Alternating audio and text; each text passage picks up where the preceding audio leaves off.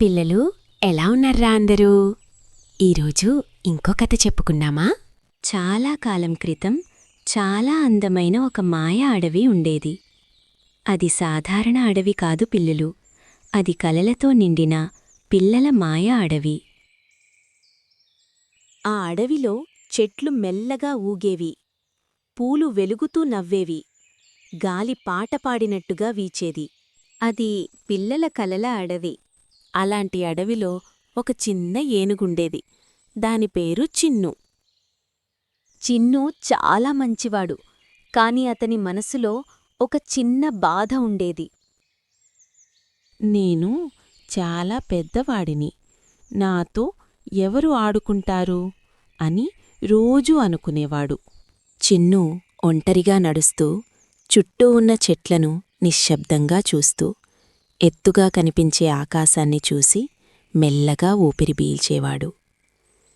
అతని మనసు ఏదో ఆలోచనలో మునిగిపోయినట్టుగా ఉండేది.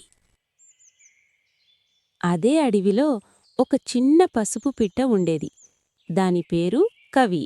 ఒకరోజు కవి ఒంటరిగా ఉన్న చిన్నుని చూసింది. హాయ్ చిన్ను, నువ్వెందుకు ఒంటరిగా ఉన్నావు? చిన్ను మెల్లగా చెప్పాడు. నేను పెద్దవాణ్ణి, నువ్వు చిన్నదానివి. మనిద్దరం ఎలా స్నేహితులం అవుతాం? కవి నవ్వింది. స్నేహానికి పరిమాణం అవసరం లేదు. ఆ మాటలు చిన్ను హృదయాన్ని తాకే. ఆ రోజునుంచి ఏనుగు, పిట్ట మంచి స్నేహితులయ్యారు. వాళ్ళు ఎప్పుడూ కలిసుండేవారు, ఒకరినొకరు వదలకుండా. చిన్ను నెమ్మదిగా నడుస్తూ ఉంటే కవి అతనిపైన కూర్చునేది.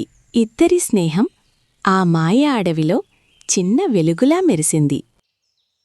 అప్పట్నుంచి చిన్ను అడవిలో నడుస్తూ ఉండగా కవి అతనిమీదే కూర్చుని ఉండేది. చిన్ను ఒక్కొక్క అడుగు వేస్తూ ముందుకు సాగేవాడు. కవి ఆ ఎత్తునుంచి చుట్టూ ఉన్న అడవిని చూస్తూ ఉండేది. చిన్ను, అక్కడ చూడు అని కవి మెల్లగా చెప్పినట్టుగా అనిపించేది. చిన్ను కూడా ఆ దిశగా నెమ్మదిగా తల తిప్పి అడవిని చూస్తూ ముందుకు సాగేవాడు. పచ్చని చెట్ల మధ్యగా వాళ్లు కలిసి సాగుతుంటే ఆ అడవి వాళ్లను నిశ్శబ్దంగా పలకరించినట్టుగా ఉండేది. అలా అడవి అంతా వాళ్లు కలిసి ప్రయాణిస్తూ స్నేహంతో నిండిన క్షణాలను మెల్లగా గడిపేవారు. ఒకరోజు అడవి మధ్యలో ఒక చెట్టు మెల్లగా మెరుస్తూ కనిపించింది. కవి చెప్పింది, ఇది మాయ చెట్టు. కానీ మెరుపుపోయింది. చిన్ను అడిగాడు, మన అడవికి ఏమవుతోంది? అడవిలో నీరు తగ్గిపోయింది. చిన్ను తన బలాన్ని ఉపయోగించాడు. పడిపోయిన చెట్లను మెల్లగా తొలగించాడు. అప్పుడే నీరు మళ్లీ ప్రవహించింది. చెట్లు పచ్చగా మారాయి. మాయ చెట్టు మళ్లీ ప్రకాశించింది. చిన్ను నవ్వుతూ అన్నాడు, బలమొక్కటే కాదు, స్నేహముంటేనే అది నిజమైన బలం. పిల్లలు, ప్రతి ఒక్కరికీ ఒక శక్తి ఉంటుంది, పెద్దవాడైనా చిన్నవాడైనా. చిన్ను, కవి కలిసి అంటున్నారు, మా మాయ అడవి మీకు నచ్చిందనుకుంటా పిల్లలు. ఇంకో కథతో మళ్ళీ కలుద్దాం.